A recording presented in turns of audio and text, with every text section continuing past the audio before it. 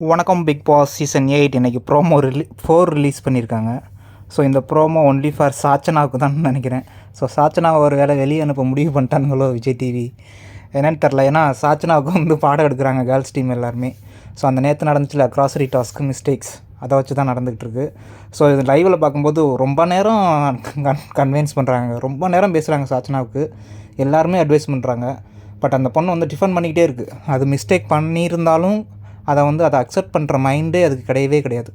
அது வந்து மித்தவங்களுக்கு வந்து எப்படி பேசுது, மித்தவங்க யாராவது தப்பு பண்ணிட்டா என்ன பேச்சு பேசுது. ஆனால் இது தப்பு பண்ணிட்டா அதை யாராவது அட்ரஸ் பண்ணாங்கன்னா அது வந்து அழுது அடம் பிடிக்குது, அழுது வந்து சாதிக்கலாம்னு பார்க்குது. பட் வந்து அதை அக்செப்ட் பண்ணிக்கிற ஒரு மனநிலைமையே இல்லை அந்த பொண்ணுக்கு. அது வந்து it's very bad character. So அது வந்து அந்த பொண்ணு மாற்றிக்கிடுச்சுன்னா நல்லாயிருக்கும். ஸோ இந்த வாரம் அனுப்பலைன்னா அந்த பொண்ணு நெக்ஸ்ட் வீக்கு அதை வந்து கற்றுக்கறணும் அப்படிங்கிறது நம்மளோட விருப்பம்.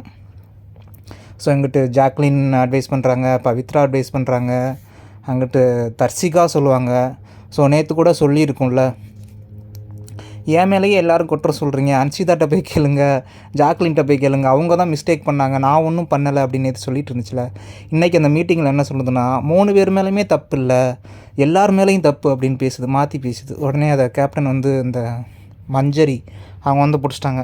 என்னம்மா நேற்று நீ தானம்மா சொன்ன, எல்லோரும் அவங்க 2 பேருமே கேளுங்க, என்னைகிட்ட மட்டும் வந்து கேட்குறீங்க, அவங்க 2 பேரும் மேலே தான் தப்பு இருக்குது. ஏன் நான் எடுக்கிற பொருளை ஃபுல்லாக அவங்க எடுத்துட்டாங்க, எனக்கு என்ன பொருளை எனக்கு சொல்லி அனுப்பிவிட்டாங்களோ அதை நான் எடுக்கிறதுக்கு பதிலாக அவங்க எல்லாத்தையுமே எடுத்துட்டாங்க, அவங்க மேலே தான் மிஸ்டேக்கு, அவங்க 2 பேரும் மேலே தான் மிஸ்டேக்கு அப்படி இப்படின்னு குறை சொல்லிட்டு இருந்துச்சு.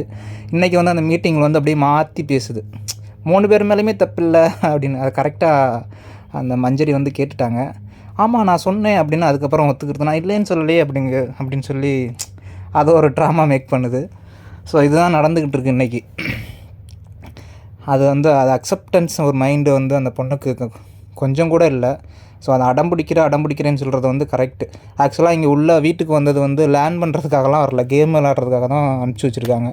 ஸோ ஒவ்வொருத்தவங்களும் ஒரு கண்டென்ட் கொடுப்பாங்க, அது வந்து சேனலுக்கு ஒரு ரெவன்யூ வரும் அப்படிங்கிறதுக்காக தான் உள்ளே அனுப்பியிருக்காங்களே வெளியே எதுவும் அங்கே வந்து கற்றுக் கொடுக்குறதுக்கோலாம் கிடையவே கிடையாது. அந்த பொண்ணு அந்த மைண்ட் செட்டில் இருக்குது. இவங்க அந்த ஹவுஸ்மேட்ஸும் அப்படி தான் சொல்கிறாங்க, நான் உங்களுக்கு வந்து கற்றுத்தரேன், உனக்காக தான் இப்படி இறங்கி விட்டு கொடுக்குறோம் அப்படின்னு. விட்டு கொடுக்க வேண்டிய அவசியமே கிடையாது யாருக்காகவும். அட் த எண்டு இது வந்து ஒரு கேமு, யார் வின் பண்ணுறாங்களோ அவங்களுக்கு தான் கப்பு, அவ்வளோதான். ஸோ யார் பெர்ஃபார்ம் பண்ணுறாங்களோ, யார் கண்டென்ட் கொடுக்குறாங்களோ, அது தப்போ ரைட்டோ, யார் கண்டென்ட் கொடுக்குறாங்களோ அவங்கள உள்ளே வச்சுருப்பானுங்க, இல்லைன்னா வெளியே அனுப்பிச்சுட்டுக்கிட்டே இருப்பானுங்க. ஸோ அந்த மாதிரியான கேமில் வந்துக்கிட்டு கற்றுக்குறேன், இப்போ தான் கற்றுக்கிட்டு இருக்கேன் அப்படின்னு சொல்கிறதெல்லாம் ஏற்றுக்கிறவே முடியாது. ஸோ பார்க்கலாம் எபிசோடு எப்படி இருக்குன்னு.